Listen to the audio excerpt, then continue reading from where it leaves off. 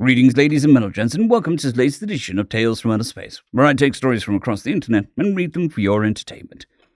This particular story is called When the Galactic War Fleet Invaded Earth, Earth Had Just Disappeared, written by Deathclaw Tamer.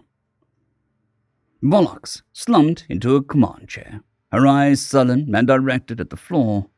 She scratched her green scaly forehead, which had just changed hue to the color yellow. A telltale sign of a species that Jobin had when confused. "Did we exit the FTL at the wrong location?" barked Volux to her navigation officer. "No, ma'am. We're in the correct system. All other planets in the system are accounted for apart from Earth, its moon, and a moon of the planet Jupiter." "Then what in Barnard's name has happened?" Volux jumped off her chair and walked up to the viewport. A dark void lay in front of her. Nothing but space where a planet of 11 billion humans should be. "Ma'am, we're getting a message, audio and video, coming from, Earth." 300 cycles ago, Volux's grandfather, Commander Cardon, was the first to encounter the humans. A war fleet of 200 Cygor-class planet destroyers were on the way to the Juna home world to end a 1,000 cycle conflict before the Juna and the Galactic Council. As final preparations for the jump into Juna were being calculated, a tiny ship flashed out of FTL. The ship would have only had space for a crew of 10, but only 3 humans were on board.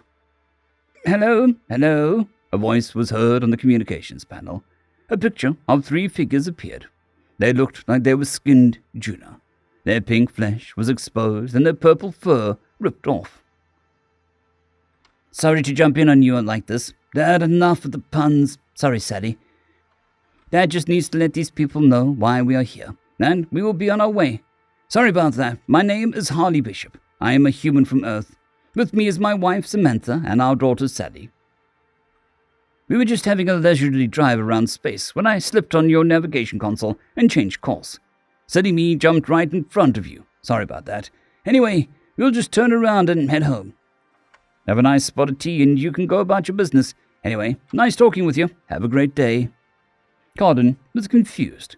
Not only was there a ship with creatures he had never seen before, but they spoke Galactic Standard. The translation module never lit up. For a second, Cardon just stood there in silence, trying to process what he'd just seen. Then Cardon remembered what he was about to do. He was about to end the longest war in galactic history. No one knew the fleet's position, only the head of the Galactic Council and the chair of the 3-member species. Dumbfoundedness quickly turned into panic as he thought this might be a scout ship for the Juna in preparations for a counterattack on their position. Why were they masking themselves with these weird figures? Just to confuse us, thought Cardon. Cardon ordered his weapons specialist to fire 1 0-point round at the ship. A 0-point round from their Mach cannon would leave debris. The cartridge was half the size of the ship, around 50 meters in size, enough to analyze the wreckage and figure out the origin of the ship. Regardless of if it was a scout or not, they could not know the location of the fleet. 0 point away, the weapons specialist replied. "Direct hit," he paused. "I think." "What do you mean you think?" Cardon questioned, walking over to the tactical display. The 0 point registered an impact, but there is no wreckage. The cartridge would have blown a hole clean through the ship of that size. Even with a state-of-the-art shield, it would not have enough energy to stop the round. It's like it just disappeared on impact." "This makes no sense. I will contact the council immediately to inform them of the situation." Cardon calmly walked into the meeting room adjacent to the bridge, his calm demeanor masking his frustration at what had occurred. 10 minutes later, he walked out of the room, his face same as it had entered. "The council has noted the incident. I have transferred all data to them, and they will review. For now, we go ahead as planned. How long until the jump, Classman Hajar?" 12 minutes, 15 seconds, sir." "Ready all ships to combat protocols and all hands to battle stations." Over the next 300 years, humans seemed to appear in more areas of Council space. 300 years after first contact, a human ship jumped into a restricted space of Council home world, Journey's End. When fighters and frigates scrambled to intercept the ship, a large angular structure with 2 cylindrical towers protruding from the top A message was broadcast on all channels.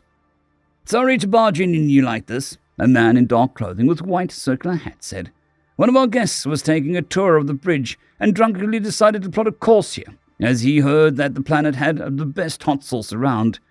We'll be turning back and following our planned route. Apologies for the inconvenience." No ship was able to use FTL in the system. A protective barrier placed around the system and immigration entry points, heavily fortified, were the only accessible entrances. Yet this human ship was able to bypass them completely and jump within a few thousand miles of the Galactic Council's home world. As the fighters were getting into firing range, the massive human ship looked sluggish as it was turning. Over the communication channels, a large horn sound rang in each pilot's ears, not deafening, but it sounded like a large creature howling into the night. "We are within firing range," the lead fighter communicated with the council. "Fire at will," her wrath commanded. 30 fighters unleashed their quantum missiles at the bulky ship, all on course for direct hits. It would be hard to miss such a massive target. "Impact in 5, 4, 3, 2, 1, impact!" A massive flash of white light shone through the system, temporarily giving a sun-like light to the dark side of the planet. "Update," Hobrath ordered. "I do not understand. All 150 missiles confirmed impact, but the ship seems to have just, disappeared." "Impossible. A ship that size would leave some sort of wreckage. Scan the system." "Scan complete. I'm registering an FTL jump right before impact." "Then what did the missiles hit?" Hobrath's calm demeanor was now nowhere to be seen. A hue of red covered his whole body, a sign of frustration. "I do not know, sir. Heading back to base for debrief," the lead fighter said, bewilderment evident in his voice. Hobrath was back into his chair, took a deep breath, his red scales slowly turning back to green. He grabbed his datapad. His aide, a young Joban female, stood ready to record his message. "Ready, Father. This message is to all council members. Emergency session to take place tomorrow to discuss the ongoing issue with the species known as humans." The council chamber, grand and imposing, buzzed with tension as representatives from the various species converged. Hobrath recounted the mysterious disappearance of the human ship, the recent developments, and their potential threat. "We cannot ignore this," Hobrath declared. "For years, the humans had developed a knack for appearing at the most inconvenient times, disrupting the meticulously planned campaigns of the Council. Their complete brazenness and meticulous timing have sabotaged pivotal moments in Council's ongoing plan for control of the galaxy. At first, their intervention seemed random, but as time went on, it's clear that the humans could predict the Council's moves before we have even made a decisive action.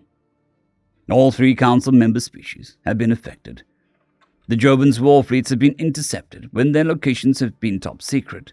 The Xanthan Trading Commission had their cargo vanish from their hulls." A large creature stood up, feather limbs raised up in the air in frustration, and the beak barked up and down as the translator voiced the words into Galactic Standard. "We had a shipment of rare species of animal, 3 Fron, the last of their kind from a world we use as a beryllium refinery. Their meat is so delicious, as they are the only 3 left. A wealthy individual was willing to pay 5 billion credits for the exclusivity. A human ship appeared with a sign in Galactic Standard that said, 'Learner driver.' They apologized for taking the wrong turn and then jumped back into FTL. It was not until we got to the destination we found the Fron had gone. Thank you, esteemed Council Member Boak, and the YouTube. Your efforts in mining the technology development have taken a blow. For example, when the Joban's Third Fleet were preparing for a mining and subjugation mission of the Cloy system for the YouTube, a ship appeared in front of the Champion of Liberty dreadnought and claimed that they had been trying to reach them about their ship's extended warranty. Every time we tried to destroy one of their ships, they disappear right on impact with no clue as to where they went. When we arrived in the Cloy system, all the indigenous life in Cloy 3 were gone. Their pre-industrial civilization disappeared from their planet. We managed to collect the beryllium, but we lost on millions of laborers for the beryllium refining plants. We've counted so far 132 separate incidents over the last 300 cycles where humans have intervened in critical junctures. At first, it was amusing.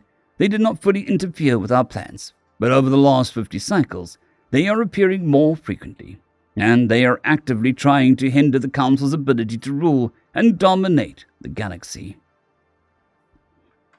We need to find out where these humans call home and put an end to their nuisance.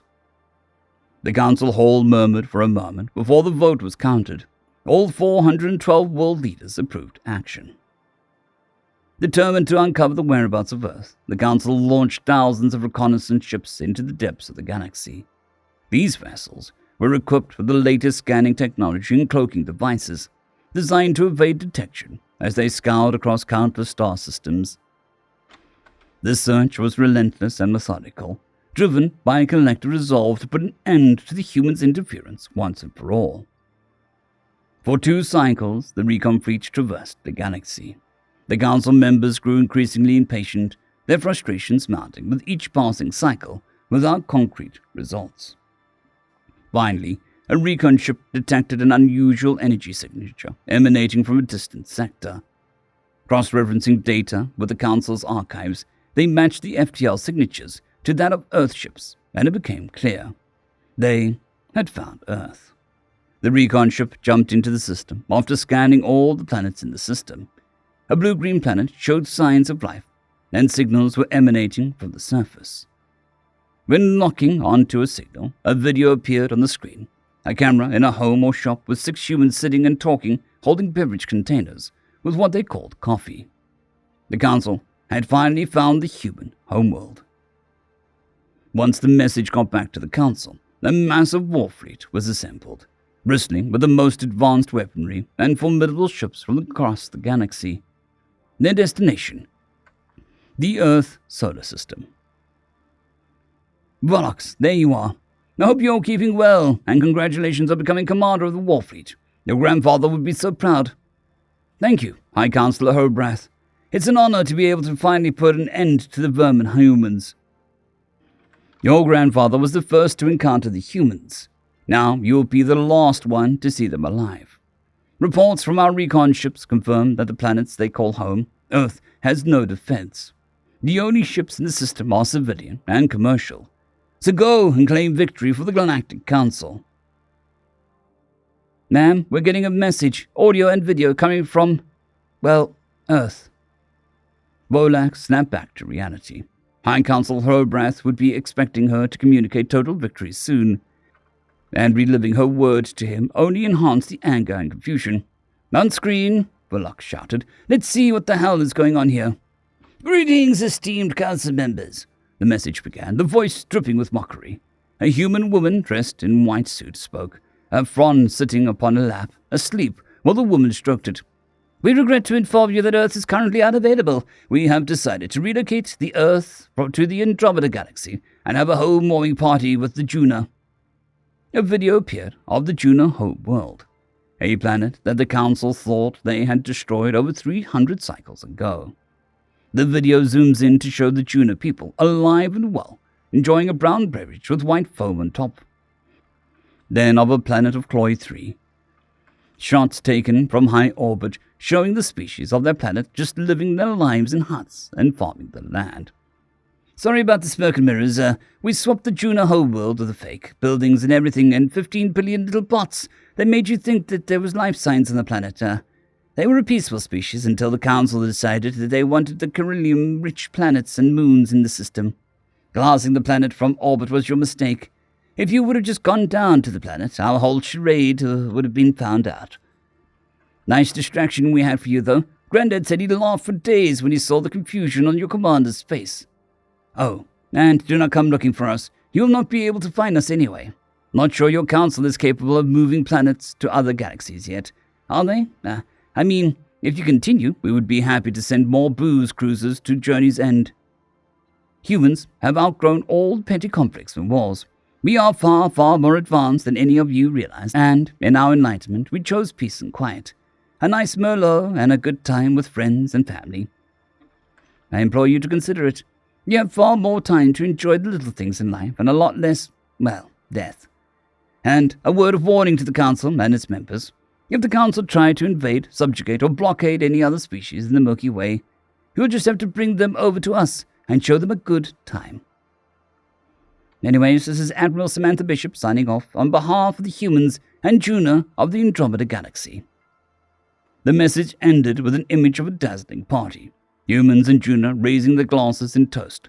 Hundreds of Fron cuddling up to humans and Juno before the hologram dissipated into the void. End of story. I would like to thank our T5 members and patrons, Casper Arnholtz, John Creighton, Vidmori, 050, Dragzoon WRE, and Elijah Silvercross. Thank you very much.